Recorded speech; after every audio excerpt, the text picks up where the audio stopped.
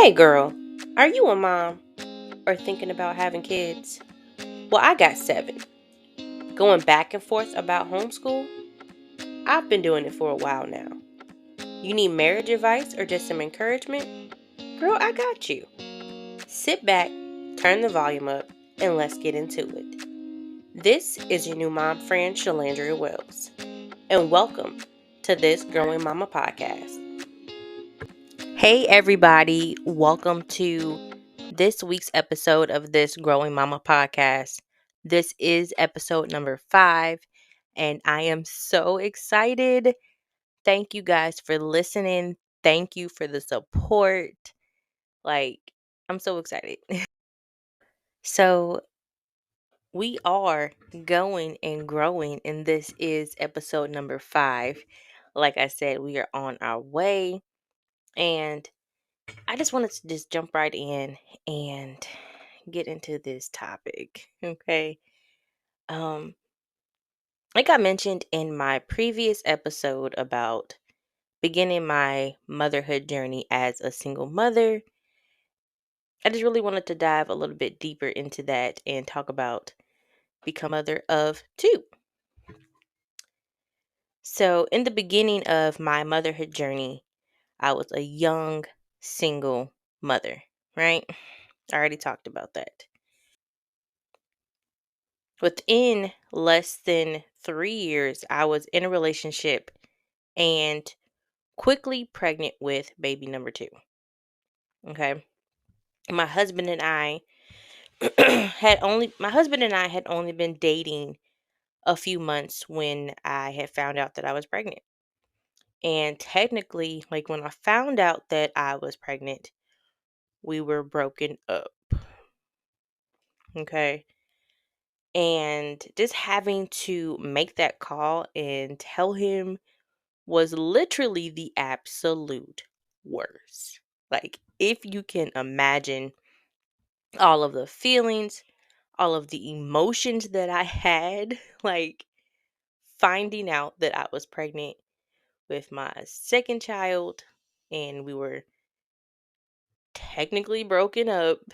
Well, we were, but like it was a lot. It was a lot of feelings, of a lot of emotions involved, of course, which like just from being pregnant, period. But I mean, clearly we got back together, obviously.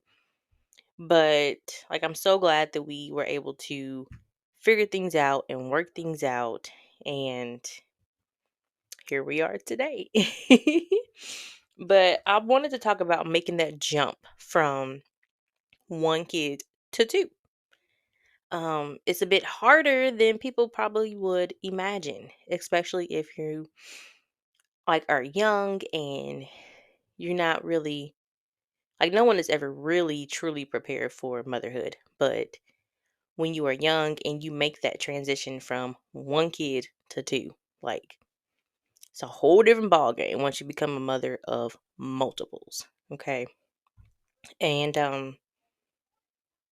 like I was just obviously no longer a single mother because I was with my boyfriend, husband now, and just being pregnant and in a relationship, like it was a lot trying to figure that out and navigate everything. And of course, the whole journey wasn't as easy as I thought it would be, seeming that I'm not a single mother anymore. And I was with someone that obviously, like, he wanted to be in the picture. He actually wanted to be around and be involved. And so, like, that, like, just, it was very new for me compared to the beginning of my motherhood journey when I was a single mother of one versus being pregnant with my second child and actually being in a relationship. So it, of course, really made things very tricky for us because, like I said, we had only been dating for a few months when I found out I was pregnant, and the relationship was still very fresh. And we're still getting to know each other. And then jumping immediately into having a kid together. And it was difficult because I was used to being a single mother.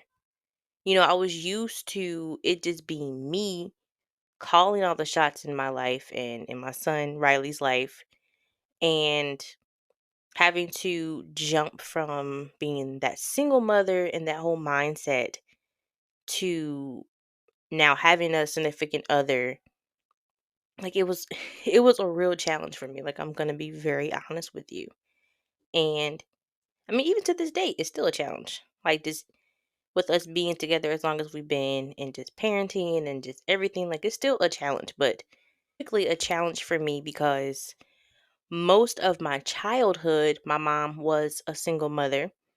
Like, it was just me and my brother, and well, for my mom, it was just me and my brother. And so, like I said, she was a single mother a good portion of my childhood. Like, I did have father figures in everything in my life, but seeing that quote unquote healthy parenting, co parenting thing, this wasn't exactly something that I saw, especially as I got older. My dad and I kind of have more so of an off and on kind of relationship. So, like I said, I didn't really have a good example to kind of go off of when it comes to having a two parent relationship and just what that really looked like. And honestly, I didn't really have anyone to really get the advice that I needed. Like I said, just my mother being a single mother and kind of going through everything that she went through. And to be honest, I was sort of struggling with finding a balance of how to be in a relationship, be a mother to my son, and be pregnant and work all at the same time. So that was something that was a real struggle in the beginning. And I really struggled with communicating about like decisions being made for our kid, and like consciously making the like decision to like include my husband always in those decisions. Like, not saying that it was something that like, obviously I didn't do purposely, but just having still that mindset of being a single mother and still having to be in charge and like quickly make that decision without having to consult anyone is really, it's kind of difficult to kind of switch that off, right? Especially when you're first dating someone and it's still super new and we're still getting to know each other. Like, it clearly would have been easier had we been dating for a longer amount of time, but that just wasn't the case for us. It was also really difficult because I needed to prepare mentally, physically, to be a mother of two. Like, that's kind of really hard within itself, let alone being in a new and fresh relationship. And I was still living with my mom, and he was still living with his dad, and we weren't exactly, quote unquote, in the best position to be, having a child and still trying to figure things out for ourselves. So that was also a huge kind of struggle for us in the beginning of our relationship. And I'm glad that we, stuck it out and made it together and was able to figure things out, because obviously a lot of people don't, they can't do that. They end up just splitting up. And so I, I really needed to learn to let go of my old ways pretty much in order for us to really be successful and make it just as a couple and with parenting, right? Really let all of my walls down and be vulnerable, meaning like just stepping back and allowing my husband to truly step into his fatherhood role. And it was hard for me because I'm a perfectionist. Like, I am a 100% control freak. So to be able to do that was like, it was a lot. And I still struggle with it. Like, almost 10 years later, it's still something that is a struggle for me. Like just having to let go of that control and just kind of be like, all right, my husband got it. And I think a lot of moms are like that. So I really hope it's not just me. My husband didn't have any kids. So I was really having to help him learn how to help me and my son Riley. And all that was going to be happening, like with me being pregnant and being postpartum and taking care of a newborn. So it was a lot that my husband was essentially himself having to prepare for and take on. And that's a lot. And I really, really, really commend him for it because I feel like he handled it pretty well. And like I said, with us still living with I was living with my mom, he was living with his dad, and we were needing to, together as a couple, like find a vehicle because at the time, like I didn't have a vehicle, he didn't have a vehicle, and needed to we needed to find our own place to live, and the grace and the help from God and our families and us making the decision to do this together. Like we're still here and we're making it. And our sixth wedding anniversary is actually coming up this April. So whoop whoop to us. And it's actually really crazy when I sit back and I think about it now. Like unlike today with the growth of social media and like with YouTube and Instagram and TikTok, like we didn't have all of that to really get advice from or have all of these like how to videos to like kind of help you navigate like what it is that we were needing to do and prepare for. Like this was back, it was late, like 2013, 2014, like beginning of 2014. So we had to really figure it out. And like I said, I'm so glad that we did, but not, I honestly can't even imagine like trying to do it now without that social media outlet because I still watch obviously like a lot of mom videos. I watch a lot of like mom like related to my life YouTube content, and I still take from that and I still try to use the advice and the examples that the mothers in those like content like put out. But like people today, like first time moms and like growing multiple kid families are honestly so lucky that they have that. Because like YouTube, like it was around obviously, but it wasn't really a lot of the content that we see today. Like if you think back to that time, like it wasn't. Like I really didn't watch YouTube like that unless I was like looking up a music video, to be honest with you. And like obviously like just the way that everything has grown and evolved now is so amazing and I'm so grateful for it because like I said it's something that I still use today. Next part of this episode, I want to talk about making that transition from one kid to two. And just from my experience, like what that looked like and what really worked for me and what didn't. And I did actually look on Google, on good old trusty Google, to kind of see what some of the examples are and just kind of go from there. The article said, here are some tips for transitioning from one child to two. And number one, it said, prepare your toddler. It says, talk to your toddler about the new sibling and involve them in any baby preparation. Ask for their opinions on nursery decor, baby names, clothing, or special toys. Well, like I said, at the time, my son Riley was only 2. He was really young and he didn't really understand what was going on. So we couldn't really do that. Number two says set aside space. Help your toddler maintain a sense of normalcy by giving them their own space, such as a room or a corner of the playroom. And luckily, by that time, my son Riley already had his own room because, like I said, I was still living with my mom and it was a three-bedroom place, so we had the space for it.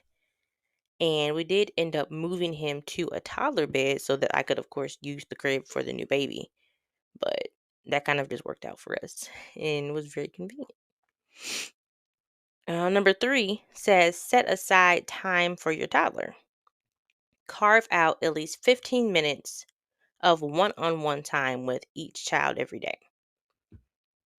Like I said, going back, Riley was still getting a lot of that time because he was still really young. He was still a baby. So luckily, I didn't really have to worry about that. But I do see where they're going with this because it is kind of easy to, you know, not necessarily not make the time for the toddler, but it is very important. Like it is still very crucial time in the baby's life. Um, the next one says involve your toddler. Give your toddler jobs to do. Let them be involved and acknowledge their feelings. Of course. My son Riley helped out a lot, and he still does with our kids. But he was really pretty involved from the beginning. Like he definitely helped, like with getting, like if I'd ask him, like, "Hey Riley, can you get a diaper?" Like he would go and do it, and like get wipes, and like he kind of really started that on his own, really young. So I got really, really lucky with that. Like he wasn't really jealous or anything like that. Like as far as the new sibling and everything. So that really kind of worked out for us. The next one says, get your older child excited. Try to get your oldest excited about his new role. Read stories about his new role and let them tell the story. Okay.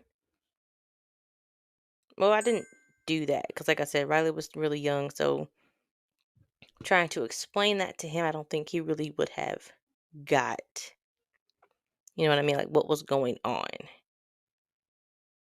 Ask for help. It says, don't be afraid to ask for help. Take advantage of baby wearing. Ask for help with groceries. Bring over a meal. Or take your toddler to the park. Hmm. Well, that's a really good one because, like I said, my family really stepped in and were involved and helped as much as they could. So we were really lucky to have like a really good support system, like on both sides, to help us, take a break or let us get some rest. So that is definitely a very, very vital and important thing to have. Make sleep a priority. It says take care of yourself and manage jealousy. Well, we definitely slept a lot. I can say after like having baby and having baby come home because obviously we were both super exhausted. My husband, now husband, was of course working a lot and we still had a child that was 2, so we were both pretty exhausted. Like sleep was very, very, very vital and important.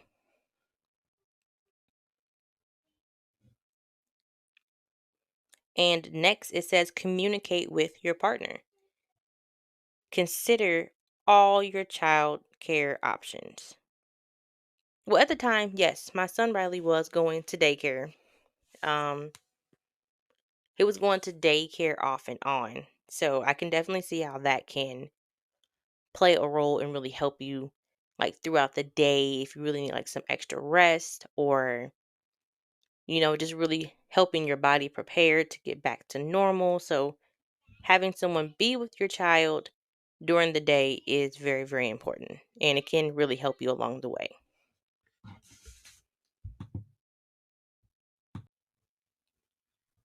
So, if I could give any advice from my own personal experience, number one would be to communicate with your spouse or partner about your birth plan.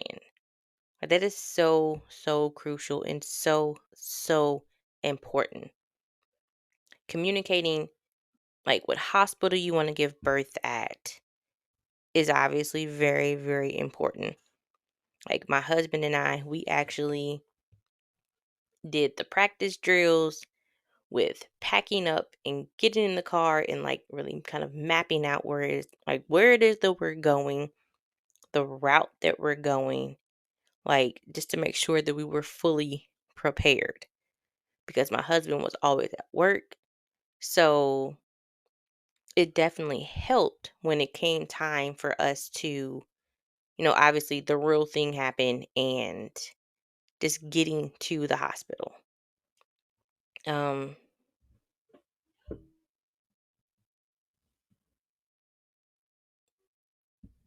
and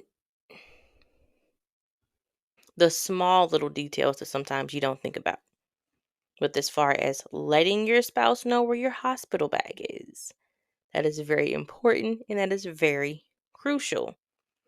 With a pregnancy of one, like a birth of one of my kids, the hospital bag actually, I believe, either got left at home or left in our vehicle, and I had to wait to get my bag. So that was kind of little, annoying. But communication with your partner about everything to the last little detail is so crucial and it's so important. And you'd be surprised how much it really helps you in the end, like just really to be prepared. And it'll really help everything to just go smoothly. So if you can, if you're able, please communicate with your partner about what it is you want, what it is you expect, how your partner can help you in the labor process. Like, some people may not really want, your partner or your husband, whoever, to, be at your feet and see everything. So you really got to kind of take the time to communicate that because you'd be surprised once you guys, like, the next day or once you get home, like, you're going to kind of look back once you're out of like that groggy phase. And some of the time I was a little pissed off. I'm like, the communication just wasn't exactly there, but we got better along the way. Like like of course as many kids as we kept having. So we got it right. I would also say that communication is very important and key with helping you to get comfortable when it comes to the actual time of giving birth. And I say that from experience because during my first pregnancy and childbirth, like the women in my life, which was my mom, my aunt, and my grandmother, and well, my brother too, were my rock during my first pregnancy. And so, with baby number two and having my husband with me, I had to, like, they kind of really had to back up a little bit and let him, step into his role as the father and, kind of take the position that they took the first time. So, like I had to like, trust him to do that and have that reassurance that like when it comes down to it, he has my back and he's going to really be there for me and be that support that is needed, during the labor process, during, the pain and, just everything. So being able to communicate and building that trust with your partner and having that open line of just communication about everything is so, so crucial and so, so important. And especially when it gets closer to childbirth. Like the better that you guys can communicate and get on the same page, I swear it'll make everything so much easier. And I know this from experience. The night, it was either the night before or the night of that I went into labor. My husband and I had broke up. Like we had a fight and we weren't speaking to each other. So, like just us both being really young and just immature, and like I also blame pregnancy hormones, to be honest with you, because men do have pregnancy hormones too. Like I don't care what anybody says.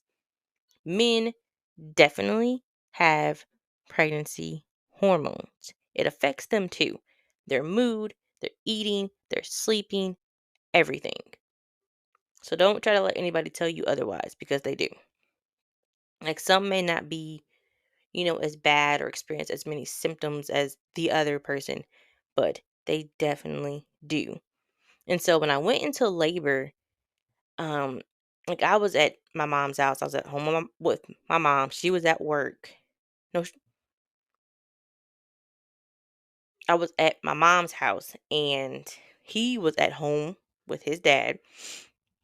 And I tried to call him to let him know that I was going into labor and going to the hospital. And he actually did not pick up the phone. So obviously, it was pretty detrimental to us because unfortunately, due to the whole process of me getting to the hospital, signing all the paperwork, getting processed in, going through triage, my labor was progressing so quickly. And yes, it does happen, especially with baby number two. The labor process moves so quickly. And so, like, I wasn't even able to get an epidural like I had planned on because the labor process was so quick. So I ended up having a natural birth with my son, Delavon. And unfortunately, like, my husband missed the birth of our son. Like, granted, he did come like an hour later because he did eventually call me back. But, like, he missed the birth of our son. And it sucks. But, like I said, he did come to the hospital like an hour later and everything. But just being young and immature really kind of messed us up in that area. So, that is what I say. The communication is key. Making sure you guys are on the same page is so crucial and it's so vital. Like, especially when it comes to pregnancy, especially when it comes to having kids. Like, if you can, please do your best to work it out and communicate. And let me note also, too, I was 39 weeks, I was full term. So, the argument, the fight had nothing to do with it. I was just naturally going into labor. My second part of advice would be that if you have younger children, please remember to give them grace because they are still young or still kind of a baby, depending on the time that you have your second child. Like I said, my son Riley had just turned 2. And I honestly really need to keep in mind that just because our family was expanding and growing, like he was still growing at the normal rate of a child. So his maturity level, his everything was still obviously a baby. He was still a 2-year old. So he still needed that extra love and attention and, to still be treated like a baby like he was supposed to. So I just want to, advise and have people keep that in mind. Like when you were in that process and you have younger children, especially if they're still toddlers, they're still, school age kids, like just try to give your kids some grace. Try to keep in mind that they're still young and they don't really understand what's fully going on some of the time. And that's some of the best advice that I can honestly give because, like I said, I was not, just fully aware of that mindset of the both of us, to be honest with you. And if you are already a mother, because a lot of the case that is, the thing with some people, and your significant other doesn't have kids, I would really recommend and advise that you also give your partner or your spouse grace. Like, especially for them because they're now the first time parent. And like they could really need your help and your guidance if they don't have a lot of experience with newborns. Other and allow your partner to help you. You know, like that was also a good part of my issue some of the time is I just felt like because he didn't really have as much experience with parenting that I did or doing things a certain way, I just wanted to do them by myself. And that's also part of the issue of just being, a control freak and just not really being able to let go. Like, I needed to really keep in mind that my husband was also, going through what I went through with my first child. Like, he was still a first time parent. So, he was obviously going to do things differently than I did or in a different way. And that's okay. Like, as long as he's still helping and participating, like, that's all that matters at the end of the day.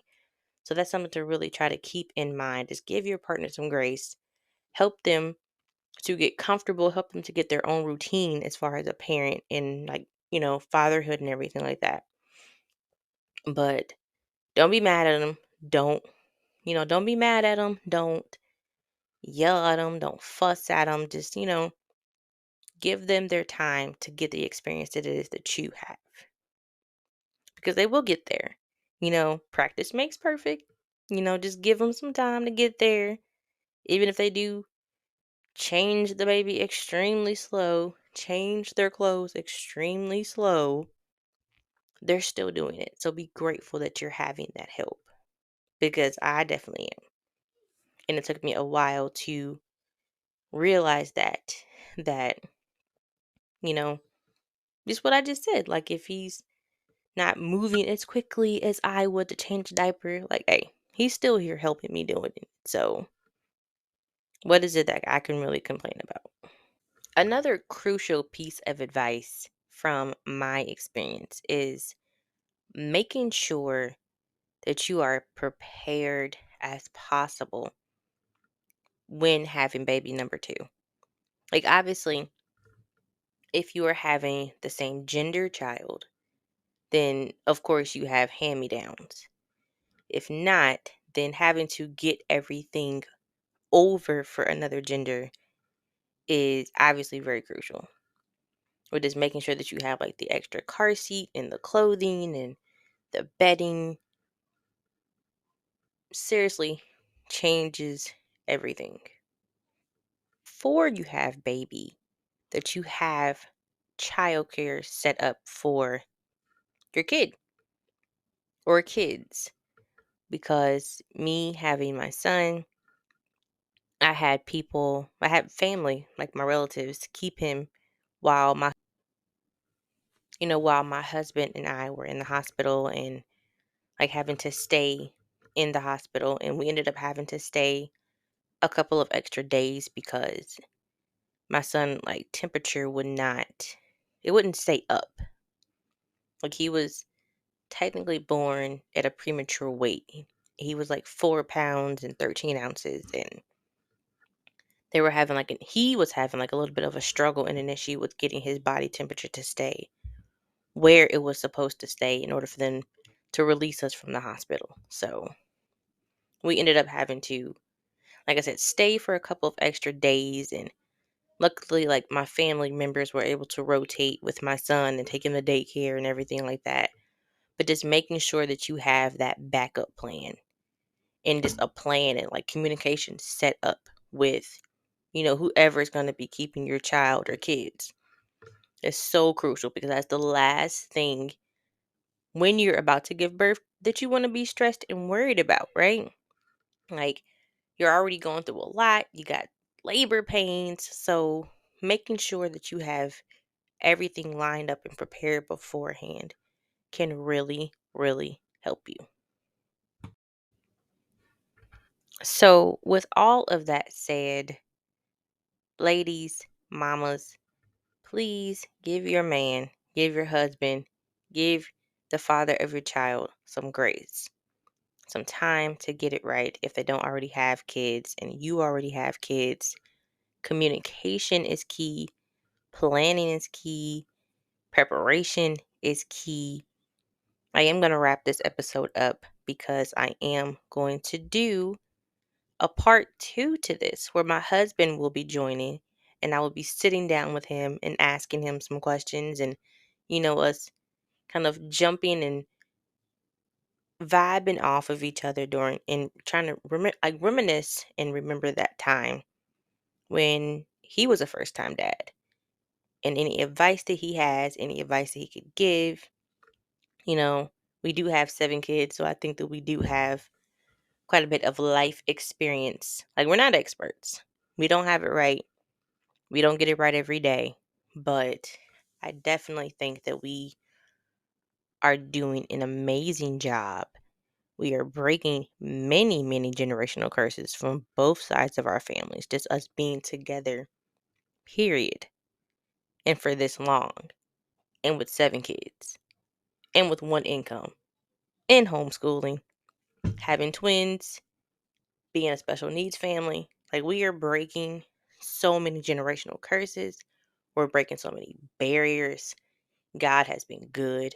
We are blessed, blessed, blessed. I honestly cannot thank God enough for all of the blessings that He has given us, all of just everything. Like, just being able to have so many kids is really, truly a blessing. And it's something that I don't at all take for granted. I know that a lot of people aren't fortunate, and I'm so sorry for that. But we are blessed. We are here. We are trying. We are doing it together. And that's all. So I'm going to wrap this up here. Thank you guys for tuning in to this week's episode. This is episode number 5. I love you guys. Peace. See you next week with my husband.